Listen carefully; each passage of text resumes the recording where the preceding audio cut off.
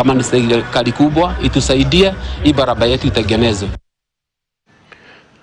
Madaktari wanaoshughulikia magonjwa yanayoathiri kifua na hususan moyo, mapafu na koromeo katika hospitali ya misheni ya Tenwek wameelezea wasiwasi kutokana na ongezeko la visa vya saratani ya koromeo katika eneo la kusini mwa bonde la Ufa.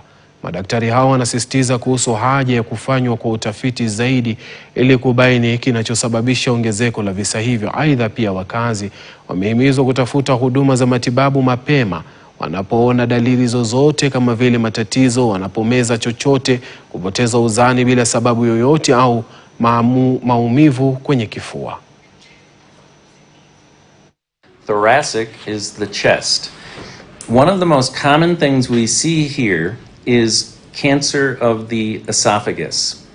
And it turns out that cancer of the esophagus is the most common cancer among men in Kenya. It's also the third most common cancer among women in Kenya. But you don't hear a lot about it. It's an unusual cancer. In most of the world, it is not common. But in this part of the world, it is, along the coastal area of East Africa. We've been working a long time on the cause of this. Many people are. And we believe there are some genetic components that you can inherit a risk for esophageal cancer. We're continuing to look into this.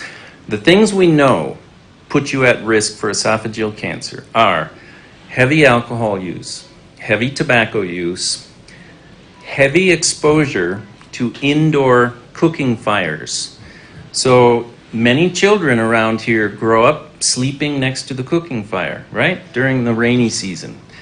Honestly, that's not healthy. You're breathing that smoke all night long. This can cause a problem. And finally, we've come to find that very hot temperature of beverages puts you at risk. Wadau wametoa wito kwa ushirikiano kati ya sekta ya afya na Wizara ya Elimu